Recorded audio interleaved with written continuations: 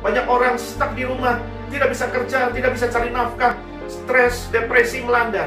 Banyak orang mulai menghadapi hari depan dengan ketakutan. Takut lihat forecast ini, takut lihat forecast itu. Bukan cuma forecast soal penyakit, tapi mulai melihat forecast tentang krisis ekonomi yang akan datang. Sektor ekonomi sudah tidak bergerak, usaha-usaha banyak tutup, banyak karyawan di layoff, pemasukan berhenti. Lantas bagaimana hidup hari ke depan? Saya percaya saudara setuju dengan saya kalau saya katakan bahwa hidup di dunia fana ini tidak selalu bahagia, tidak selalu aman, tidak selalu lempeng, tidak selalu lurus. Ada kalanya jalan begitu berkelok-kelok, bahkan jalan terasa menurun, bahkan jalan terasa menggelap. Tetapi saya punya kabar baik untuk saudara-saudara. Allah yang kita sembah adalah Allah yang penuh belas kasihan, Allah yang hatinya berbelas kasihan. Yesus peduli dengan engkau yang sedang stres hari-hari ini memikirkan ekonomi, engkau yang punya karir yang mandek, engkau yang punya bisnis yang macet, engkau yang hari-hari ini income hanya zero, mulai dari ojek online, karyawan sampai pengusaha, semua mengalaminya. Masa iya Pak? Ya, dia Allah yang penuh belas kasihan. Ketika di suatu pagi dia berjumpa dengan beberapa pengusaha ikan. Saya sebut pengusaha ikan atau bisnis ikan karena nelayan bisnisnya memang ikan. Dia berjumpa dengan beberapa nelayan yang sudah sepanjang malam, selama bertahun-tahun mereka sudah biasa mencari ikan, sudah biasa menjala ikan. Tetapi malam hari itu mereka gagal total. Mereka tidak mendapatkan bahkan satu ekor ikan pun. Dan mereka harus kembali ke pantai pada pagi hari, mencuci perahunya, mencuci jalannya, dan mulai beres-beres sambil mungkin stres, depresi dalam hati berkata, hari ini saya pulang tidak bawa apa-apa. Hari ini saya pulang tidak ada yang bisa saya jual di pasar. Tidak ada satu ekor ikan pun bahkan. Apa yang akan saya berikan kepada keluarga saya? Apa yang akan saya berikan kepada istri dan anak-anak saya? Makan apa mereka hari ini? Dan itu dialami oleh Simon. Sama seperti saudara hari ini mungkin stres, mungkin depresi.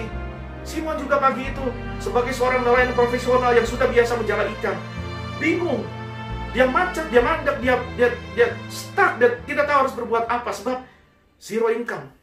Tetapi Yesus tanpa dicari oleh Simon, tanpa dipanggil oleh Simon, Yesus sendiri yang berinisiatif mencari Simon. Pagi itu di pantai itu dia menjumpai seorang Simon yang sedang stres karena masalah ekonomi. Dan Yesus berkata kepada Simon dan teman-temannya, ayo mencari lagi, ayo dorong lagi perahumu, ayo tebarkan jalamu lagi.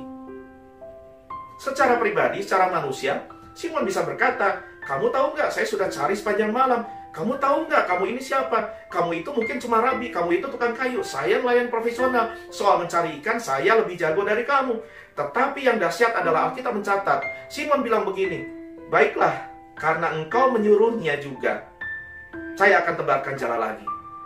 Dan benih dari ketaatan itu menghasilkan jala yang koyak, menghasilkan jala yang hampir koyak. Bahkan Simon harus memanggil perahu-perahu temannya datang karena ikan yang dia tangkap begitu banyak.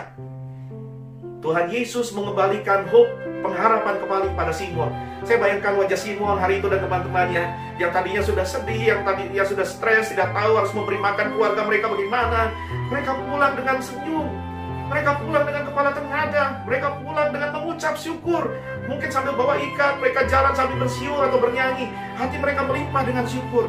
Dan saudara-saudara, itulah hati Tuhan buat Anda dan saya. Tidak mungkin Allah membiarkan saudara dan saya merebus batu untuk memberi makan keluarga kita. Tidak mungkin. Selalu ada jalan keluar di tengah himpitan. Sebab itu jangan putus asa, berharaplah kepada Tuhan. Sebab Tuhan kita adalah Tuhan yang bangkit dari kematian. Dan Dia adalah Tuhan yang penuh belas kasihan. Ini loh hati Allah buat saudara. Ini loh hati Tuhan buat saudara.